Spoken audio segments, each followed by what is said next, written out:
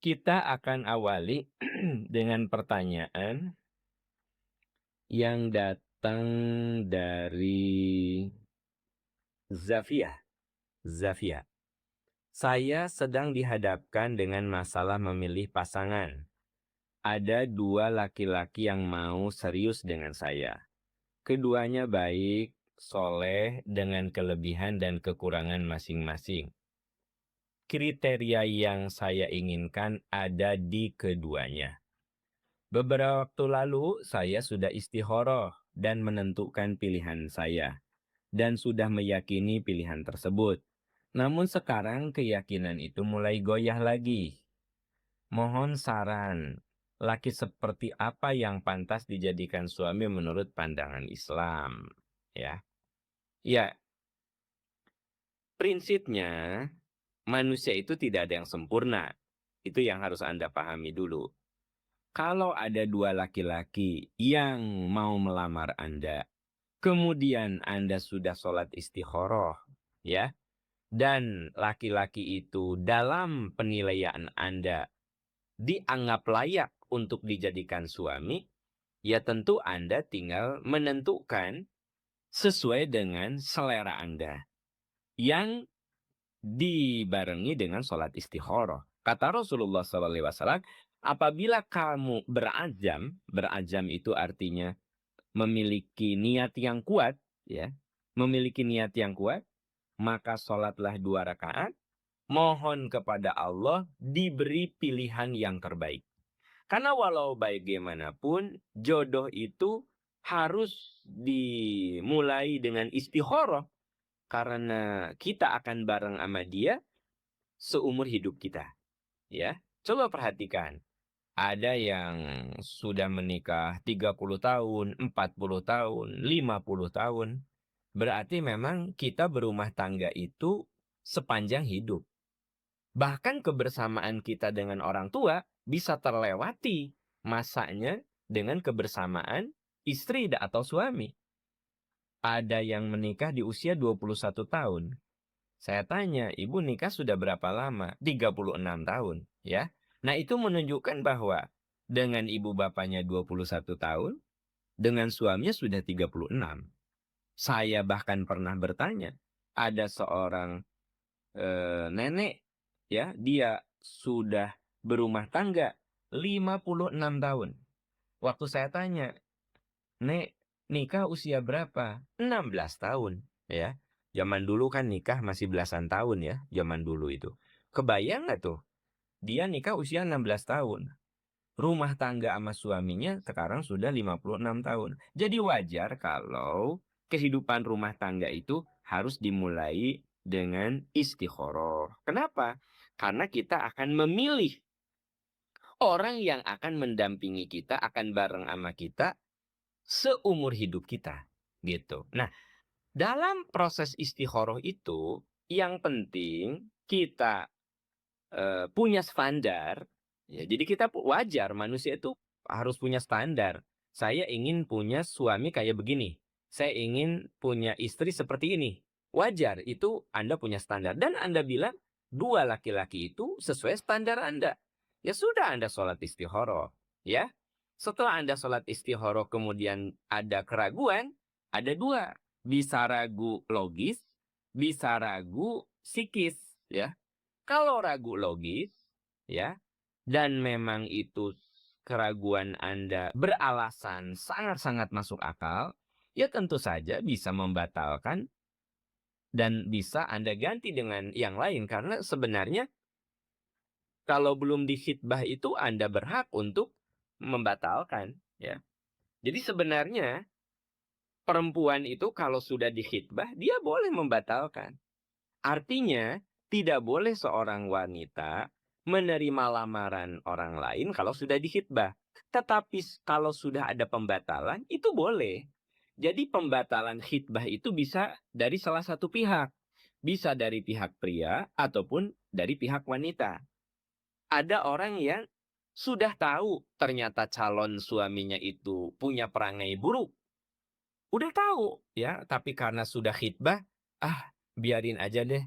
Siapa tahu nanti mah jadi baik begitu. Nah, ini juga sebuah kekeliruan sebenarnya. Jadi ada orang yang sudah dikhitbah, ternyata setelah dikhitbah itu tabiatnya tampak bahwa dia seorang temperamental, ya, melakukan kekerasan kepada calon istrinya. Nah, si calon istri nggak mau terima bahwa, "Kenapa saya diperlakukan seperti ini?" Akhirnya khitbahnya itu dibatalkan oleh pihak wanita. Boleh tidak? Sangat boleh. Jadi si walinya tinggal manggil keluarga laki-laki itu dan kita menyatakan bahwa khitbah itu dibatalkan. Kenapa dibatalkan?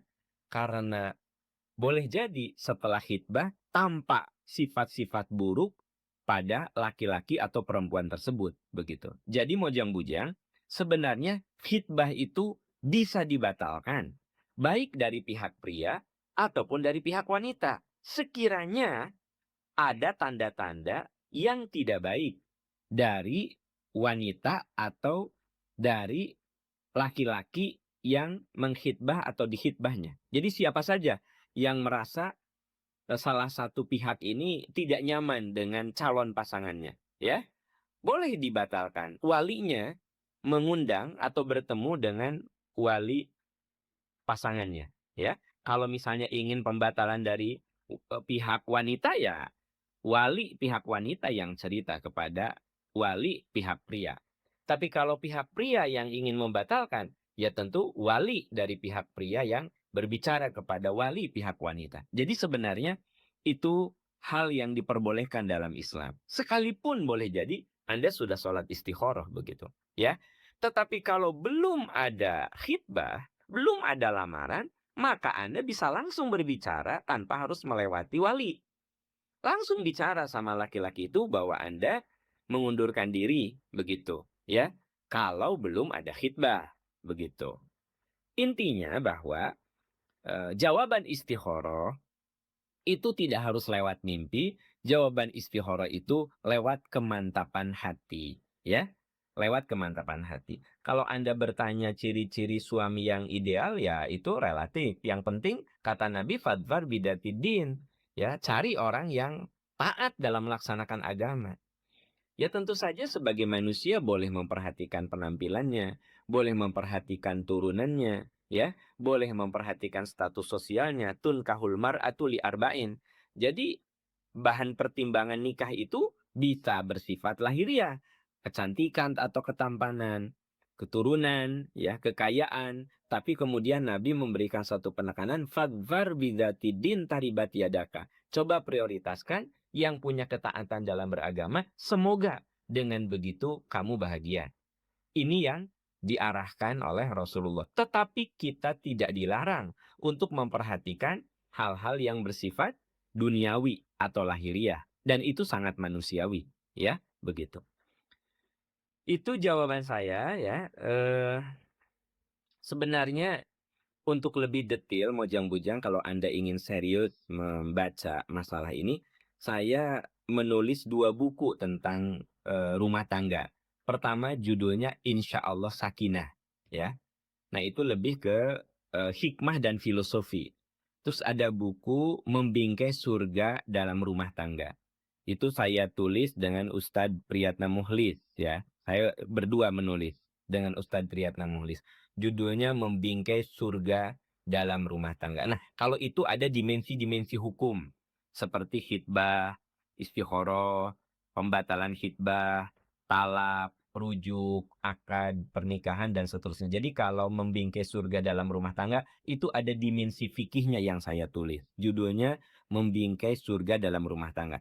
Tapi ada juga buku yang kedua judulnya Insya Allah Sakinah. Nah kalau ini lebih banyak ke pendekatan-pendekatan hikmah, psikologis, keagamaan, ya. Tapi pendekatan hukumnya walaupun ada tapi sedikit. Untuk buku yang kedua Insya Allah Sakinah. Nah kalau Insya Allah Sakinah, ini lebih banyak memberikan wawasan-wawasan filosofis. Kalau Membingkai Surga dalam Rumah Tangga, itu dimensi fikihnya, dimensi hukumnya lebih tampak, lebih kental, begitu ya. Jadi 2 buku itu, Insya Allah Sakinah dengan Membingkai Surga dalam Rumah Tangga, bisa Mojang-bujang Bapak Ibu yang sudah berumah tangga atau akan berumah tangga bisa dijadikan bacaan untuk menambah wawasan tentang rumah tangga. Untuk menambahi, jawaban saya, Anda bisa baca buku yang sudah saya tulis beberapa waktu yang lalu, ya. Oke, kita beralih ke pertanyaan berikutnya.